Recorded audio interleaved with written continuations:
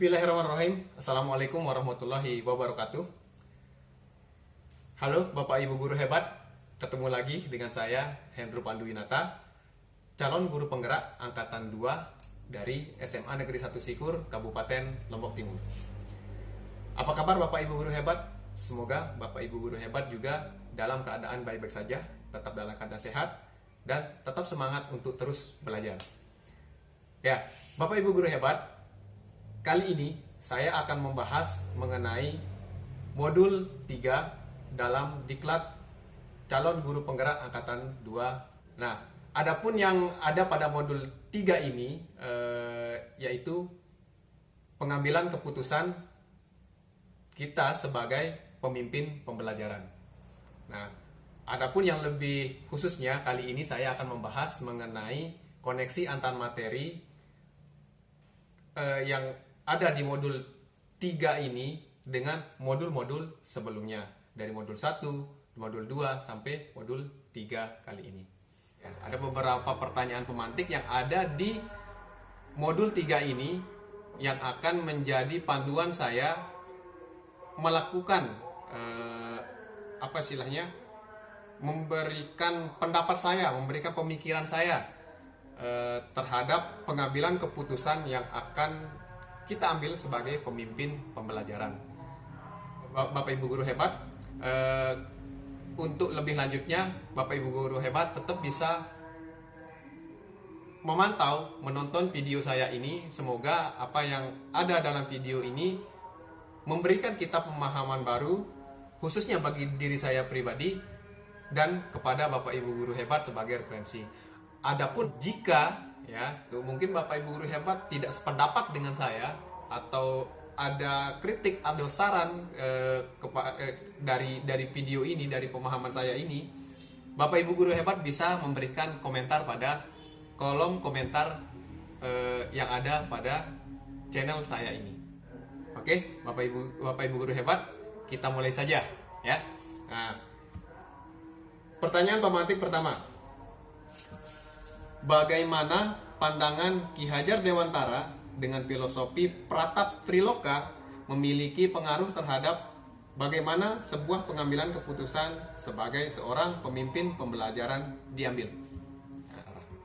Nah, menurut saya Pratap Triloka ini memberikan pengaruh yang cukup besar, yang cukup signifikan dalam kita mengambil keputusan.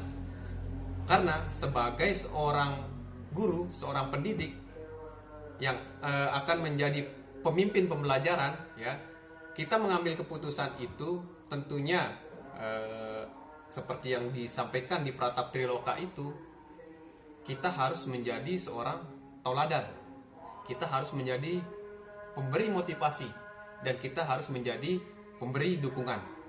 Jadi keputusan yang akan kita ambil nanti sebisa mungkin mencakup ketiga hal tersebut atau Pratap Triloka tersebut, karena keputusan tersebut nanti bisa akan menjadi contoh, menjadi teladan kepada anak didik kita, kepada peserta didik kita, kepada murid-murid kita. Setelah menjadi contoh, menjadi teladan, tentunya apa yang akan diputuskan oleh peserta didik kita akan kita berikan dukungan, kita akan berikan motivasi. Supaya mereka, apa yang mereka putuskan itu bisa menjadi keputusan terbaik bagi dirinya, sehingga peserta didik kita, harapan kita peserta didik kita itu nanti bisa menjadi versi terbaik pada dirinya sendiri. Nah, selanjutnya pertanyaan pemantik kedua, Bapak Ibu. Bagaimana nilai-nilai yang tertanam dalam diri kita berpengaruh kepada prinsip-prinsip yang akan kita ambil dalam pengambilan suatu keputusan? Modul 1 di sana nilai-nilai seorang guru penggerak. Nah, di situ kita menggali nilai apa yang ada pada diri kita. Nah, sekarang akan kita kaitkan dengan pengambilan keputusan yang akan dibahas di modul 3 ini. Nah, adapun yang menjadi pemikiran saya, nilai-nilai yang tertanam dalam diri kita sebagai pemimpin pembelajaran akan tercermin dalam sikap dan perilaku kita sehari-hari. Betul, betul atau tidak Bapak Ibu? Kalau menurut saya betul, ya, karena nilai apa yang ada pada diri kita itu bisa kita lihat, bisa orang lihat itu dari apa yang kita lakukan dalam keseharian kita. Contohnya saya juga misalnya sekarang saya melakukan sesuatu yang menurut saya itu adalah benar. Nah, nanti orang akan menilai apa yang saya lakukan. Orang akan mengatakan, oh ternyata dari apa yang dilakukan Pak Hendro itu, ternyata Pak Hendro itu seperti ini. Pak Hendro itu melakukan ini, jadi Pak Hendro itu memiliki ego yang seperti ini. Ya, jadi itu maksud saya.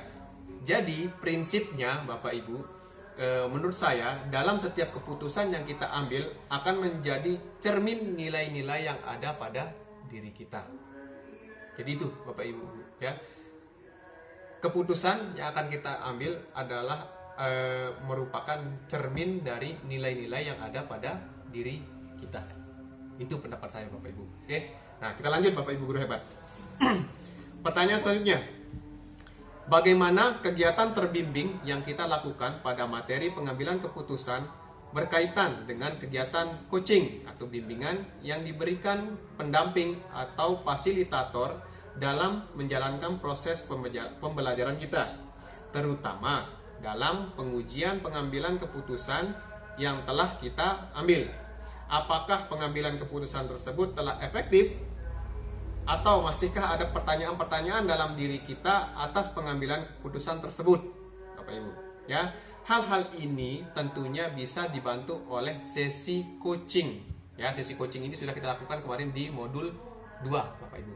Nah, menurut pendapat saya, Bapak Ibu, ya, dalam kegiatan terbimbing yang diberikan fasilitator dan pembimbing dengan coaching, kita secara tidak langsung kita diarahkan untuk mengambil keputusan berdasarkan potensi dan karakter yang ada pada diri kita. Ya, coaching tersebut memberikan pemahaman kepada diri kita mengenai apa potensi, karakter, kemampuan, nilai yang ada pada diri kita untuk menentukan sikap kita dalam mengambil keputusan yang sekiranya bisa membuat kita dengan lebih mudah menentukan keputusan yang akan kita ambil. Apakah Bapak Ibu setuju dengan pendapat saya ini? Semoga setuju ya. Ya, jadi Bapak Ibu, ya, kegiatan coaching kemarin kita sudah diberikan apa istilahnya, pemahaman melalui pertanyaan-pertanyaan pemantik yang disampaikan oleh seorang coach, di mana coach tersebut memberikan pertanyaan-pertanyaan pemantik kepada coachee untuk menggali potensi, karakter, dan kemampuan, kelebihan yang dimiliki seorang coachee tersebut untuk mengambil keputusan dalam mereka menyelesaikan suatu permasalahan. Jadi itu Bapak Ibu, kaitannya dengan pengambilan keputusan dengan proses coaching yang sudah kita bahas di modul 2 kemarin. Nah, selanjutnya, pertanyaan selanjutnya, bagaimana pembahasan studi kasus yang fokus pada masalah moral atau etika kembali kepada nilai yang dianut oleh seorang pendidik? Nah, itu pertanyaannya Bapak Ibu, ya. Nah, menurut saya Bapak Ibu, studi kasus yang fokus pada masalah moral atau etika tentu ini bergantung pada norma dan perasaan. Ya, perasaan Bapak Ibu. Nah, mengenai norma tentu kita sudah mengenal yang namanya norma agama, norma adat. Jadi norma-norma tersebut adalah merupakan aturan yang tidak boleh dilanggar, yang tidak boleh disepelekan oleh setiap individu dimanapun dia berada, ya. Nah, jadi dari norma-norma tersebut nanti akan menentukan kasus-kasus seperti yang sudah dibahas kemarin, ya. Kasus-kasus atau permasalahan-permasalahan tersebut tentu akan menjadi faktor-faktor penentu dalam kita mengambil keputusan. Itu Bapak Ibu ya. Nah, tentu hal ini juga mempengaruhi nilai-nilai yang ada pada diri seorang pendidik. Terlebih jika faktor perasaan. Nah, ya seperti saya bilang tadi, perasaan ya memiliki peran yang sangat penting dalam pengambilan keputusan tersebut. Ya, perasaan itu menurut saya pribadi sangat-sangat berpengaruh dalam kita mengambil keputusan. Jadi, walaupun sekarang dalam segi aturan misalnya gitu ya, mohon maaf bukan saya menekankan untuk melanggar aturan, bukan ya, tetapi jika dibandingkan aturan dengan perasaan, saya mungkin lebih lebih mengutamakan perasaan Bapak Ibu. Ya walaupun misalnya gitu kan saya harus melanggar aturan, tetapi bukan saya merekomendasikan Bapak Ibu ya. Itu pun aturan yang mungkin masih bisa dalam batas-batas toleransi tertentu.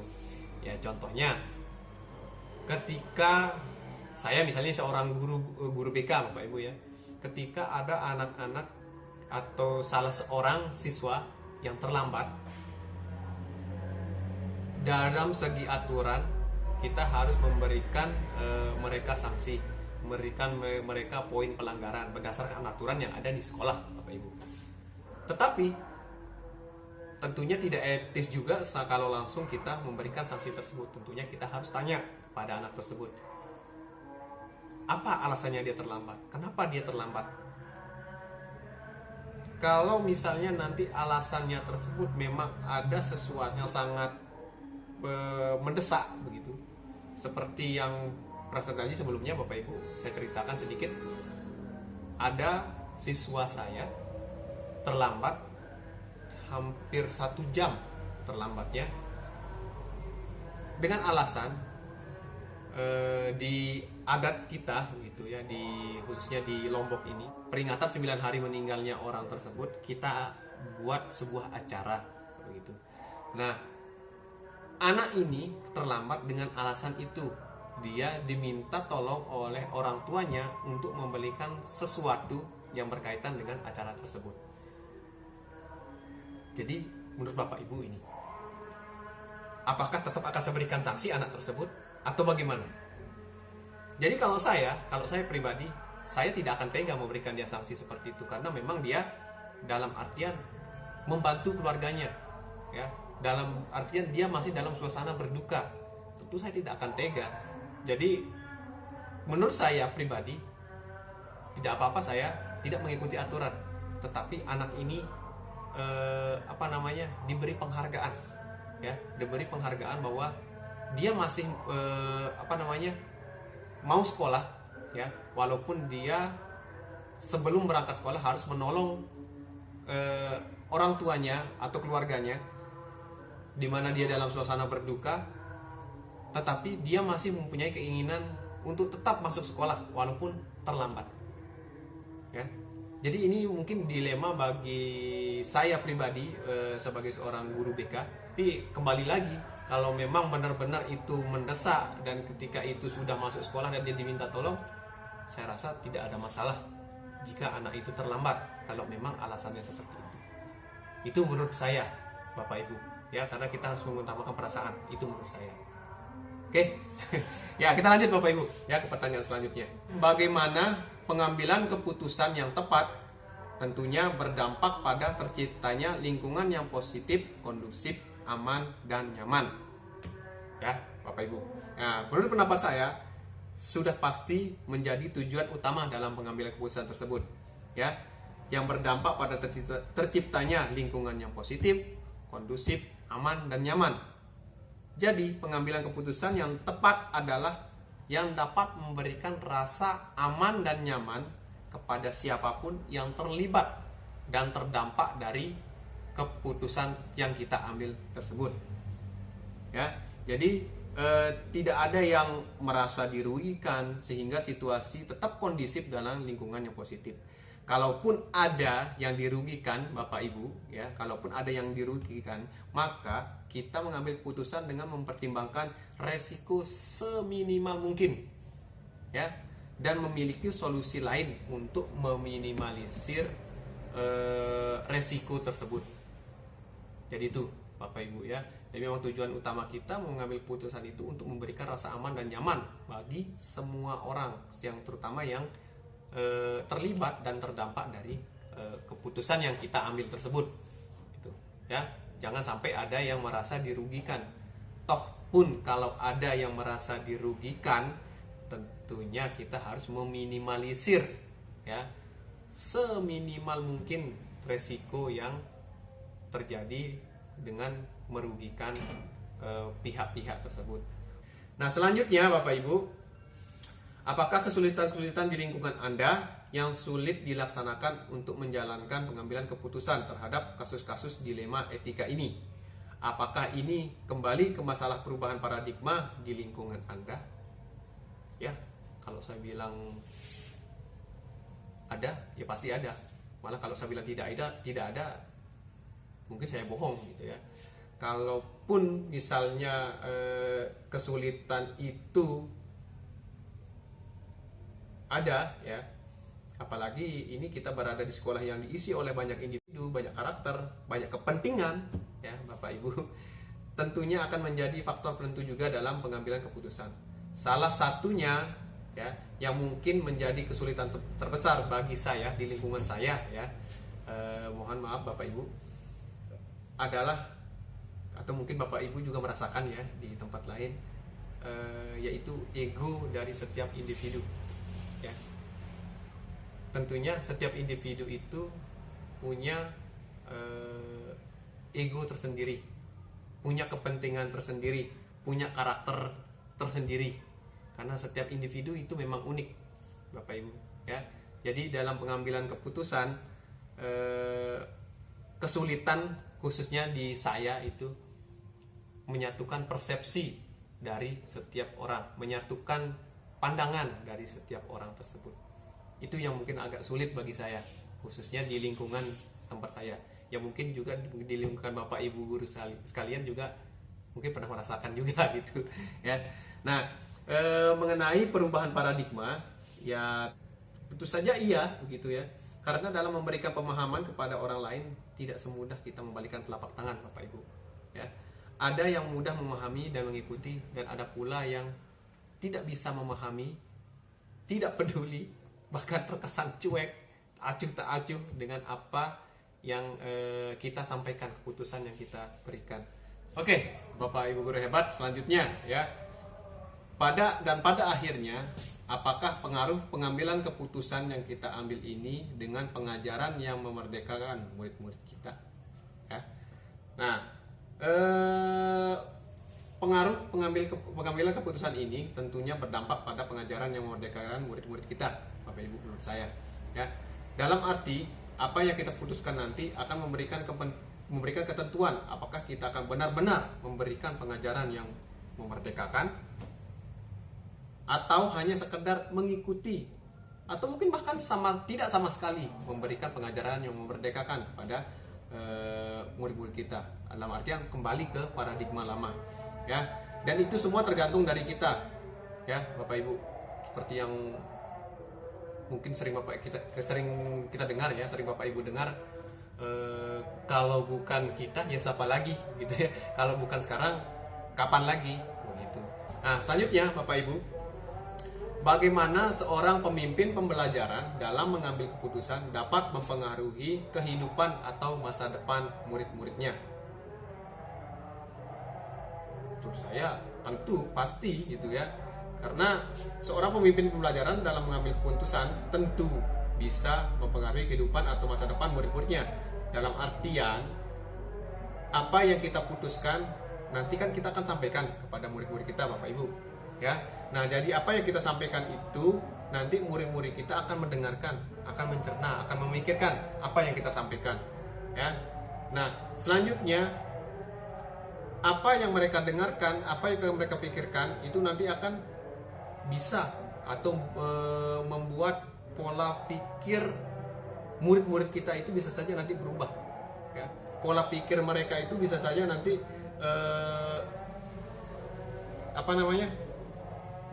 beralih begitu ya, entah itu positif negatif dari apa yang kita sampaikan Jadi dari apa yang kita sampaikan itu nanti bisa saja mempengaruhi kehidupannya atau mempengaruhi masa depan dari anak tersebut atau peserta didik tersebut. Itu kalau menurut pendapat saya, Bapak Ibu, ya. Nah, selanjutnya Bapak Ibu, pertanyaan terakhir, ya. Apakah kesimpulan akhir yang dapat Anda tarik dari pembelajaran modul materi ini dan keterkaitannya dengan modul-modul sebelumnya? Ya. Nah, jadi kesimpulannya yang saya ambil Bapak Ibu, pengambilan keputusan merupakan muara dari modul-modul sebelumnya. Ya.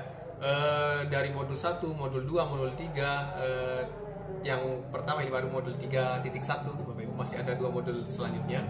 Nah, dari modul 1, modul 2 khususnya apa yang sudah kita pelajari dari filosofi KHD, nilai-nilai seorang guru penggerak, terus beberapa teknik termasuk kemarin yang terakhir itu coaching, ya.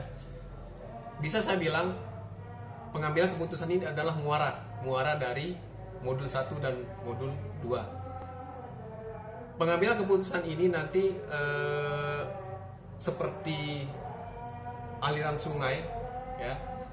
Dari setiap perjalanan itu nanti akan ada hal positif, ada hal negatif yang kita terima, itu yang kita bawa nanti sampai ke muara.